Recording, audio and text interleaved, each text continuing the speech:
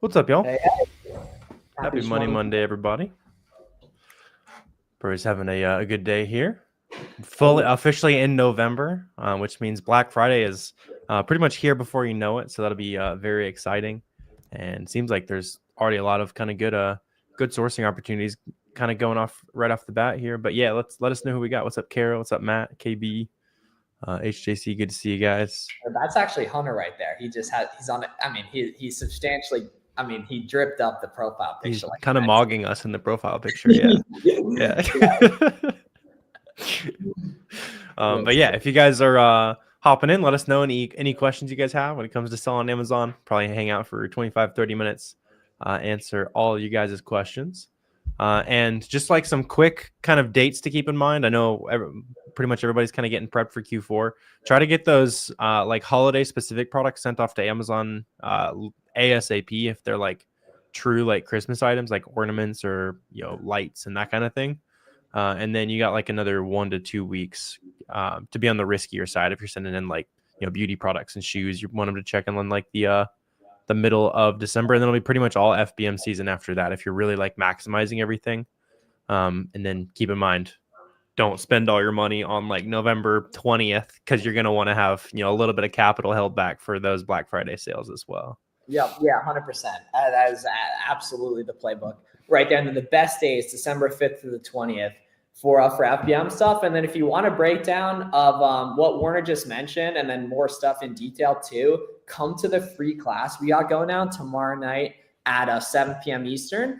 It's going to be all things getting started selling on Amazon, but also more importantly, in my opinion, once you know the basics, just how to execute during Q4 correctly. Q4 has been by far the biggest months of growth for both Warner and myself during our Amazon journeys and everything. And it's just a really, really good magical time. And we want to make sure we help you guys navigate that as best as possible. Right. And so you can just check the link in the description to go ahead and get registered for that. Also, Hunter, how much have you sold so far? I think you did 1K your first week, right? Let us know in that's what's up. Yeah, in chat right there. Yeah, what's up, Ryan? Yeah, Ryan said Corey. I was thinking about that beforehand. We should have like a joking like Hall of Fame ceremony for Corey. Yeah, we need like a what's the equivalent of like a gold jacket for Amazon creators. Well, I like how Shopify does it. How like I think it's when you make your like 100,000 sale, they send you a plaque or something. Or that's cool. Amazon should do that too. I don't know why they don't. Feels like it'd be very cheap for them to do that. Yeah, right. It's great for retention and everything there. Yeah, that'd be cool. I'd take some extra plaques. Yeah, Ryan, why'd you show up to the conference so late, man? Why'd you show up why'd you show up at 2:00, Ryan? It started at like 9. He's already too rich. He doesn't need it. Makes sense right there. Too. Okay, what's up, Minaz? Says, for ungating, is Frontier website legit? And do I need an LLC for placing an order on this website? So, yeah, Frontier Co-op is legit, and it's totally a great site for ungating in 2025, guys. I think you need an LLC for the business section of the website. You familiar with that, Warner? Yeah, you do. You need a resale permit and an LLC for Frontier. Yeah, but so you also don't necessarily even need to do that. You can always just buy from like a retail store. Yeah, Target's what you should probably use for that. But you hear Frontier Co-op and EE Distribution brought up a lot over the years as ungating resources. As ungating's gotten easier the past couple of years in respect to just using retail order confirmations and done everything. Target's just such a great resource. Don't worry about like setting up an account with Frontier and everything just to find like stuff that maybe doesn't sell super quick or just breaks even or anything. And you don't need to do the LLC right away. Amazon doesn't require it. You don't need the reseller's permit ever. It is very helpful though. You don't need it ever though. Or it's not required ever unless you want to do wholesale, but it is very helpful. Sure. Oh, Revolution's in the cut. Shout out to Paul. I have no idea, but I enjoy seeing Paul at Sellers United every year. What stores ungate the Mattel brand? Definitely Target. Yeah, for sure. Target is going to be the playbook on that. Yeah. Yeah. Any legit retailer work, on the ungate process feels overwhelming or whatever. I know Miles made an awesome video on ungating. You guys should check it out if that's a roadblock at all for you. Hell yeah. Yeah. It's also got the big list of auto ungate agents too. And then tomorrow we're going to get you guys right on some auto ungate products as well too on that as well. And everything. For anyone who missed too, we brought back the Buy Box Bandits podcast. You can check that out on all podcast platforms as well. It's going to be good for you right there. And any questions y'all got? But good to see you in the cut, Revelations. Good to see you in the cut for sure. For sure. Yeah, Mattel might be 100 units. I'm not sure if it is though. It very well could be. I mean, it's a pretty big brand. Yeah. Let us anyone who did Halloween, if you sold Halloween products, let us know if you're how it's going. I sold a little bit and the returns are as advertised. I tested the waters again, fell for it again award or something like that. Yeah, curious if you guys jumped on that. What's up, Tam? You said can you still ungate a brand with 10 units even if it asks for 100? That's what I do. That's what a lot of people do. You probably submit more times, but obviously it's 10 times cheaper. So that's how I like to do it rather than buying. Sometimes it'll be like 300 of it. Yeah. The key is Yankee Candle is an incredibly cheap brand though. So if you were to buy 100 for the Yankee Candle ungate, you actually would end up spending less money than some 10 unit ungate. That's true. Yeah. Some brands just go for it. Yeah.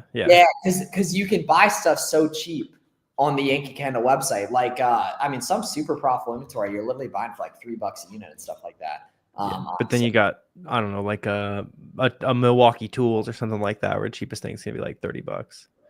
Probably just stick to 10. Yeah, you could get lucky with like tape and stuff like that. But yeah, you're completely right. I did my Halloween on eBay, no returns. Smart, man. Yeah, that's the way to do it. Yeah. Is there always a lot of returns with Halloween and Christmas items? Halloween costumes are the most returned product on Amazon specifically because people treat it like a free costume rental service. Christmas items, not so much, just because like if you buy Christmas lights, you're probably keeping them and you're going to put them up every year, right? Or a Santa hat, that kind of thing. That's, stuff that people want to have.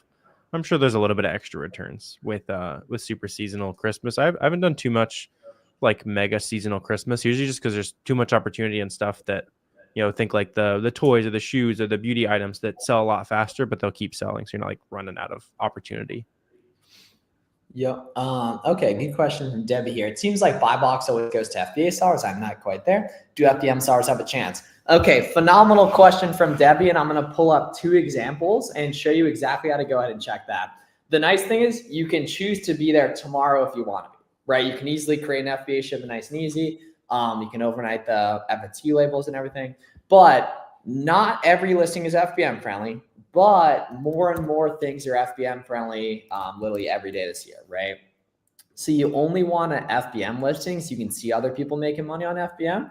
And the main way to go ahead and check that is, one sec, let me get up the key. But great question, by the way, Debbie. So we go here, boom. Let's take a look at these guys here, right? And we can see, taking a look at this item, right? The way I go ahead and check if I can, or if it makes sense for me to FBM this product, just from like a getting the buy box perspective, is I'm just going to scroll down here and I'm going to hit data and then buy box statistics, right? And then I'm going to check for where or if there's FBM sellers getting buy box. So I scroll down on Keepa and I hit data and then buy box statistics, right? And then I can zoom in and I can see that only FBA sellers are getting buy box on this item, right? There's no FBM sellers getting buy box right here, right?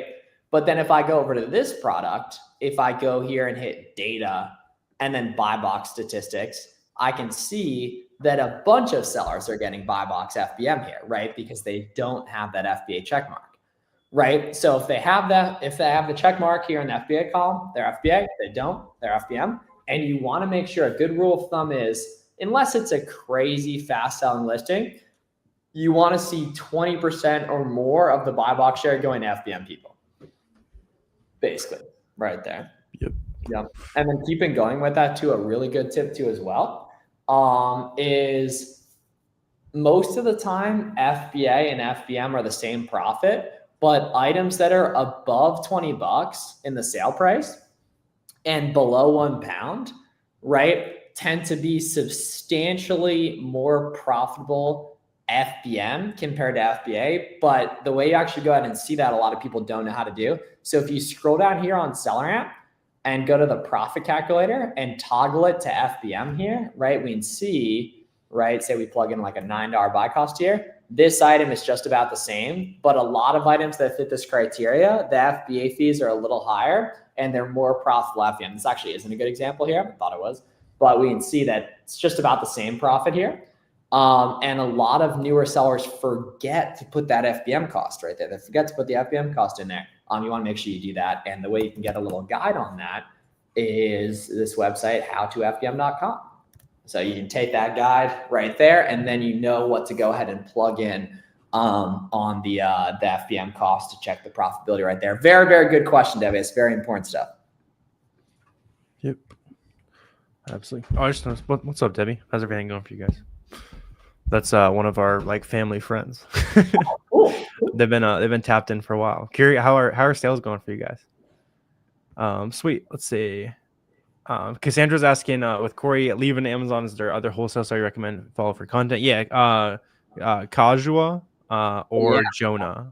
Yep. Yeah. Are our friends. If you could look up like Jonah FBA, that'd be good. They have like they have a good wholesale community basically. Super good guys. So you said you submitted an invoice to get ungated and said it could take up to November 9th to get a decision. Yeah, usually they give you like a super late, like guaranteed date. Almost always it'll be within the first 24 hours. And if not, it'll probably be in 48 hours. It's usually pretty quick.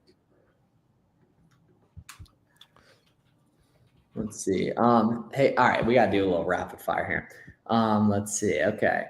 Somebody had an ace and I was getting that pulled up here too. Oh, cool. Yeah, the boy LWR. When do you guys start at? How long did it take you to find your first product? I found it the first day because I had some inventory, honestly, from different reselling businesses I had.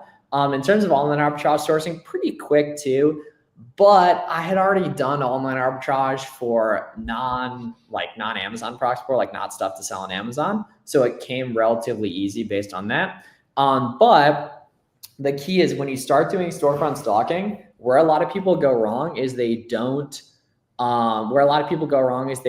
start out on actually online arbitrage products. So the big thing is you guys really want to make sure when you're starting out storefront stalking, you're starting out on products you see in Warner and I's videos or just similar stuff that you know folks are making money on reselling. A lot of people are looking at private label and wholesale listings and don't even realize it. Right there, yeah. Yeah, for sure. Mine was a little different. I started selling books, which obviously teaches you like nothing about reselling like name brand stuff beyond like how to send a shipment. It took me like 2 or 3 days, I remember. I was also like we're talking about like there's no good information. I was like trying to figure it out on my own, that kind of thing. I would say like, if it takes you 4 or 5 hours to find your first item, that's not unreasonable with like the amount of information you have right now. So just be a little bit patient with yourself in the short term. Remember, like right now it's fine if it takes a little while to find those items because it's like, all right, I'm building things to restock. I'm learning, what websites are good. I'm learning what brands are good. And it just like compounds very quickly once you start kind of understanding everything. Let's see.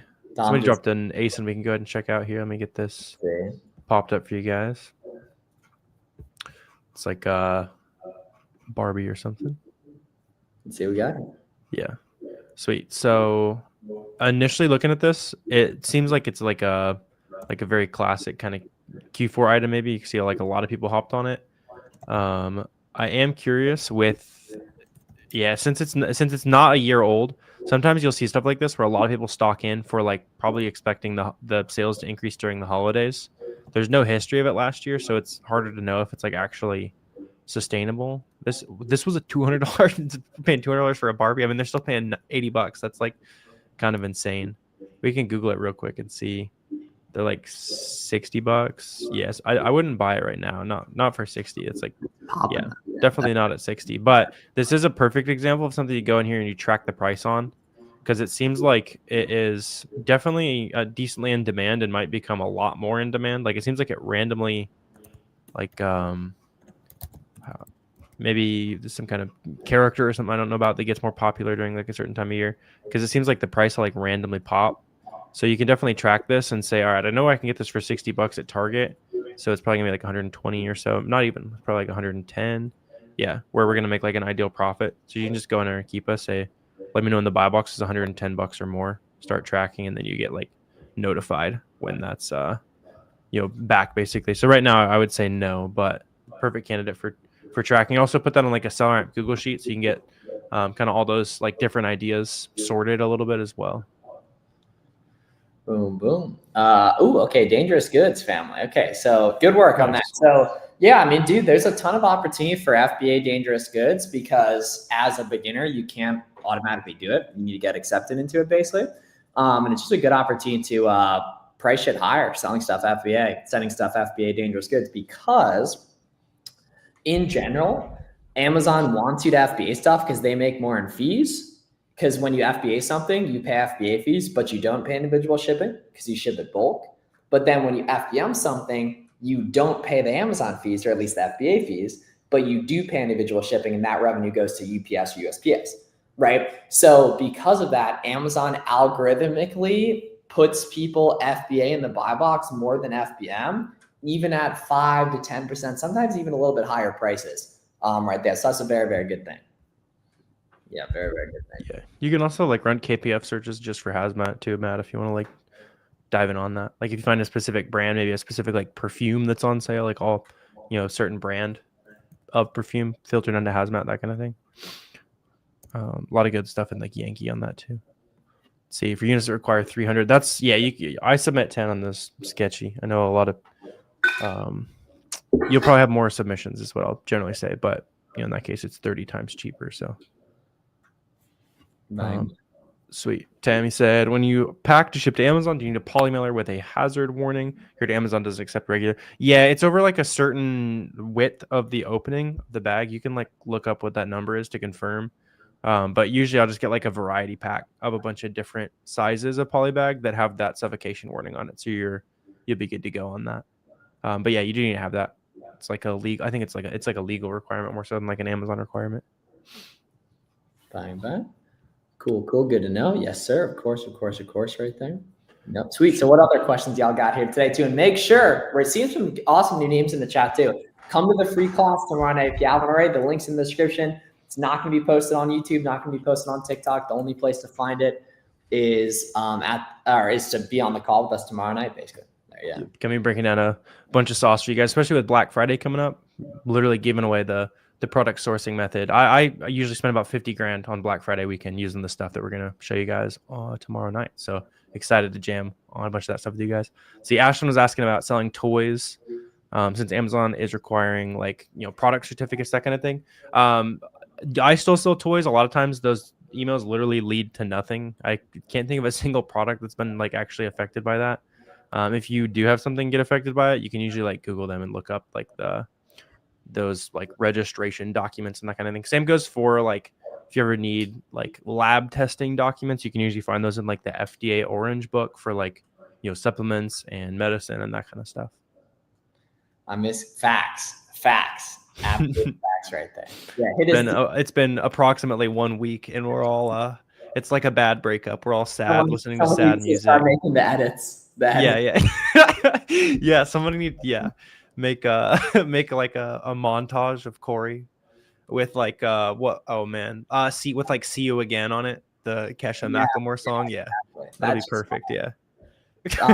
So Boxem, it's not going to be perfect, and no accounting software is going to be like perfect for taxes, but you can get a lot of what you need to do based off it, especially like the inventory totals and that stuff. And that's a great place to start. We also like combining it with QuickBooks as well. Yeah, exactly. Yeah, you just download that, like all your fees and shipping costs and all that kind of stuff from Boxem. Combine that with like your Google Sheets or QuickBooks, where you write down like, I ate some lunch while I was out sourcing, and combine that, hand that off to the accountant at the end of the year. Let's see. You're eligible to sell a brand that was listed under generic. Yeah, you don't want to sell that if it's listed under generic. It's basically like pretending to be a brand that it's not, more or less. So it's technically like copyright infringement. You want to make sure you're selling stuff that has like the proper brand on that listing, for sure. What columns to have on a product list? Yeah. You got it. SellerAmp wants to start. I feel like it's what makes the most sense. Yeah, I'm curious. If you're talking about like creating a listing, you shouldn't really need to do that. I'm tripping. Okay, yeah, that actually probably does make a lot more sense for what that question. Yeah, like columns for like bullet points. I'm not exactly sure what you're talking about, but yeah, you shouldn't need to be like creating listings, stuff like that. Let's see, what up, Revelation? She said, you've been getting emails from Amazon saying a listing has been suspended. You look, a listing's fine. They tell you the same thing. Yeah, so I have been seeing, I saw a couple people posting about like phishing emails going out, like pretending to look like an Amazon email. So always be super careful with those. Like any links that get emailed to you, as always, be careful. But I've heard of some phishing emails that look like Amazon. So like in that case, don't click any links. Like go straight to your Seller Central and compare there. It's honestly a good good practice in general to click as few links as possible to get emailed to you. Does it take a lot to get ungated as a new seller? No, not at all, Michael. And in fact, you're going to sell a lot of auto engage stuff, and you should sell a lot of auto engage stuff. That's what we're focusing mostly these days on with our students, as well. But at the same time, a expectation you need to have as a new Amazon seller is that getting denied for ungates is completely normal, expected, and it doesn't mean you're doing anything wrong for items that do require documents. There's really two types of products, right? So there's ones that let you sell them immediately after you hit apply to sell and request approval, which is just checking if it's auto-ungated, and items that do require documents. Documents, you're typically going to get declined 10 to 20 times per brand. Choose a big website to order confirmation email. Yeah, exactly. So like OO is getting declined from Walmart and Target. It's just how it works. Getting denied is completely normal. A really good thing you guys should check out after this video would be the ungating course. I'm going to drop it in the description. It's free. You should totally check that out. That'll answer like a lot of your frequently asked questions in respect to this stuff. It's a very, very helpful resource and give you a bunch of auto engage products too. Yeah. If you guys are on my channel, I'll drop the auto engage ASIN list as well. Yes, sir. Yeah. I'm not sure if that specific distributor needs a deposit, Susanna. You want to work that out with them. I do know that EE is generally like not profitable either, just because they sell to so many people. So rather than buying from EE, maybe try to find like a mom and pop toy distributor. Because what you'll find that's kind of like counterintuitive with wholesale is a lot of times the big wholesalers that people have heard of have a marketing expense, so their costs to you are higher. You want that company nearby that's spending nothing on advertising. Their website's from the 80s. But they have good pricing because that's all they're focused on. So just start calling around for like toy distributors if you want to get into the wholesale, basically. Is the auto engage list updated? Yes, sir. Happy Monday, guys. Appreciate you, family. List good profitable products. Now, don't buy leads. Find them on your own. Find them on your own. Source them. Yeah, you'll learn a lot and you'll have a sustainable business with that. Yeah. Yeah, you're getting spoon fed, bad to mid leads rather than finding your own good to great leads. Let's see. Working on some auto engates. Got some for Yankee and Gap. Still required. Still getting denied. Yeah, just keep submitting, Michael. It's normal, especially this time of year. Amazon doesn't want people, selling, fake stuff under the Christmas tree. It makes total sense. So you just, submit everything you do. You do have. And like I said, Miles made an awesome like ungating video on YouTube recently. Just go check that out. Yep. No bundles no, bundles are fine. Generic listings are not fine. Yes. You got to avoid generic listings. It probably, you are right though, V. It is probably a generic because it's a bundle listing. It's probably made by somebody who wanted to kind of take advantage of that. Oh, Will's doing truckloads. Cool. Oh, a shoe resale. That's beautiful. Hell yeah. Cool. I don't do FTL personally just because you lose speed with it, right? You have to buy a whole, makes sense. You have to fill a truckload worth of stuff, which, would take us probably at least a week or two, and you're going to lose a lot of speed, especially this time of year. But it's a great idea if you're buying a ton of stuff. There's no reason not to, for sure. Cool. Thank you so much. Of course. All right. So, guys, my 2017 LeBron performance is being called for pickup basketball today. So we want to see you guys tomorrow night at the free live class at 7 p.m. Eastern. Get registered at the link in the description, and appreciate y'all tuning into another Monday. Right there, we had a lot of ungating questions, so check out the free ungating course too that we got going on there as well. And y'all have a great night. Thanks for tapping in. Absolutely. Appreciate you guys. Have a good one. Yep. See y'all later.